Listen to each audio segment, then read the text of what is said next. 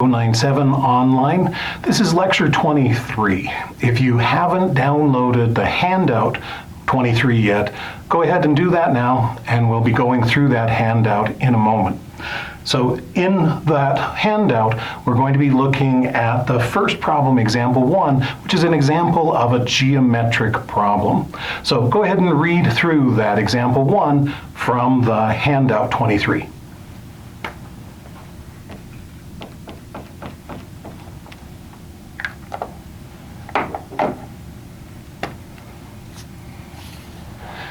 So as you read through that problem, there are two main items that are described in the problem.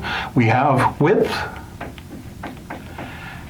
and we also have length. So there are several things that we want to do with these ideas. One, we want to think about it as a picture.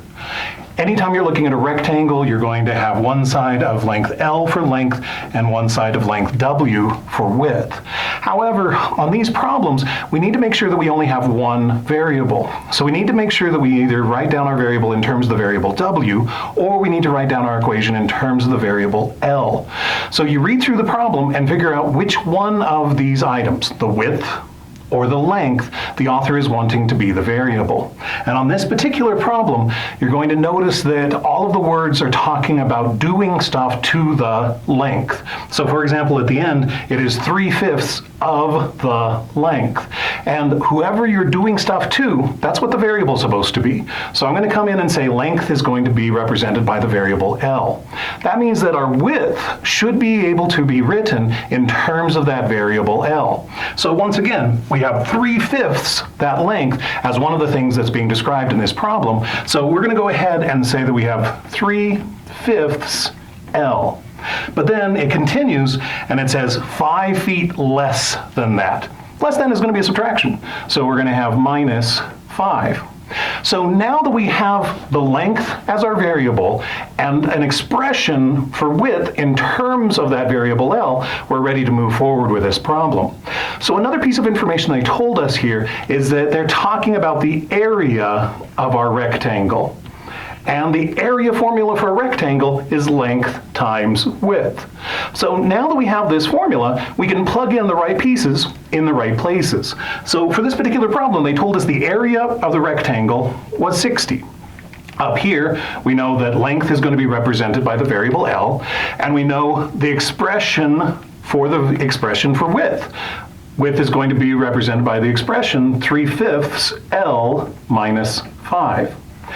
So now that we have that then, notice we have an L on the outside of a set of parentheses, a subtraction problem inside the set of parentheses. We're ready to do a distribution. So we have 60 is equal to L times 3/5 L. Remember that you can move things around when you have things that are multiplied. So we can move this L next door to this L, and we have 3/5 times L times another L. Well, that's 3/5 L squared. And then distribute the L through to the negative 5, and we have negative 5L. Now, as you look at this problem, remember that we're in chapter 7. So because we're in chapter 7, every problem has to have a fraction somewhere. So notice right here, that 3/5, that's where this fraction is going to be playing out.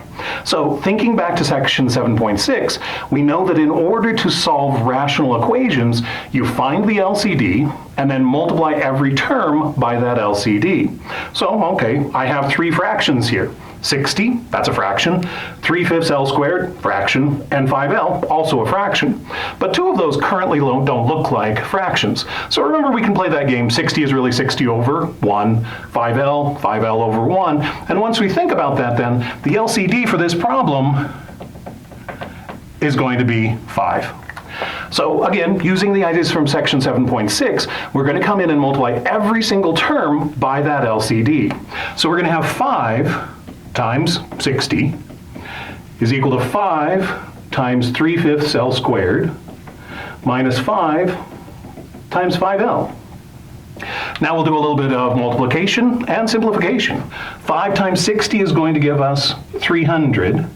And then here, remember 5 can be thought of as 5 over 1. The 5's cancel, and we end up getting 3L squared.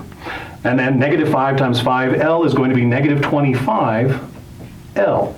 So now that we have this then, this is a more comfortable problem. It's a quadratic from earlier in the semester. So what we can do is use our quadratic ideas. Well, one of the techniques we've talked about for solving quadratic equations is the zero factor property. And remember that the zero factor property, the name tells you what to do and when to do it. So the first thing that the zero factor property tells us to do is to take a zero on one side or the other of this equation. So if I subtract 300 from both sides, we're going to get that zero. So we have 0 is equal to 3L squared minus 25L minus 300. Now, the second word of the zero factor property is the idea to factor that right-hand side. Well, this is a trinomial with a leading coefficient of 3. So you want to try that and see what happens. I'll give you a moment to try to factor 3L squared minus 25L minus 300.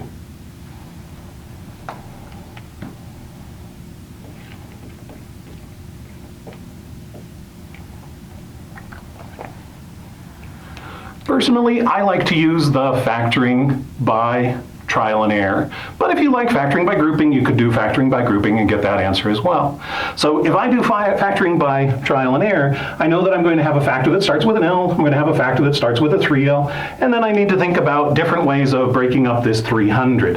And eventually, if I think about this enough, I'll get then that I have a negative 15 and a positive 20. Once I have those two factors, L minus 15 and 3L plus 20, I can double check to see that that factored form is true by foiling it out. And you're going to find that we do actually get back to that 3L squared minus 25L plus 300. So now that we have that then, zero factor property says we can take each one of those factors and set them equal to 0. So I'm going to move over here to do that. So maybe the L minus 15 was the one that was equal to 0, or maybe the 3L plus 20 was the one that was equal to 0. Each one of these is a nice linear equation, and we can solve those linear equations. Add 15 to both sides, we get L is equal to 15.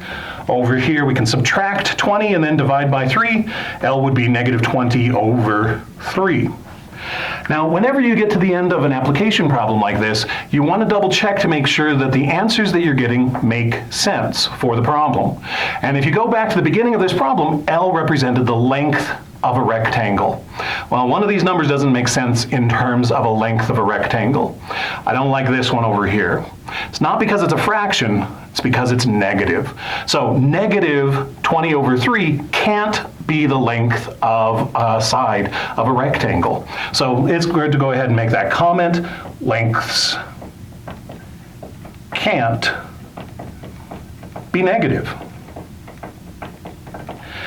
So the only length then that makes sense on this problem is that positive 15. So now that we have that, we're ready for those final two questions you ask at the end of every application problem. Question number 1, have we answered every question that was asked? On this particular problem, the answer is no, because they actually asked us for both the length and the width of this rectangle. So we have an L, that's going to be our length, but we also need to find the width. So we'll come back to the beginning of the problem, and we have an expression right here for a way of calculating our width. 3/5 times L minus 5 is the width of our problem. So we can do that. We'll do W is equal to 3/5 times L in general, but we just found the L has to be 15 on this problem. And then minus 5. This gives you a chance to practice your multiplication skills with fractions. So try it, see what happens when you multiply and do the subtraction on that particular problem. So let's make sure everybody has the right answer. Once again, 15, fraction, let's make it look more like a fraction, put it over 1. Now, 15 in the numerator, 5 in the denominator, both of those have a factor of 5. Cancel a 5 from a 5, you're down to a 1. Cancel a 5 from a 15, you're down to a 3. So now we have 3 times 3, that's 9, minus 5. 9 minus 5 is going to be 4. So now we've answered that second to last question. Have we answered every question? Yes. They asked for a length, we gave them a length. They asked for a width, we gave them a width. But the final question is, what's happening in terms of units? So you reread the problem and you figure out what kind of unit they used along the way. Well, they gave us a unit for our area, and the unit for the area was feet squared. So sometimes people are tempted to come in and say, oh, that means that both of these are going to have feet squared as their unit as well. But that's not quite true. Remember that when you're talking about an area, you take your base unit and you square it. If it was a volume, you would take your base unit and cube it. But for plain old distances, you just take the base unit. No square, no cube. So our base unit in this case is feet. So we're going to have length of 15 feet and a width of 4 feet. And I'll underline both of those to demonstrate the idea that we are done with this problem. The length is 15 feet and the width is 4 feet. At this point, we are done with example 1. We're ready for another video.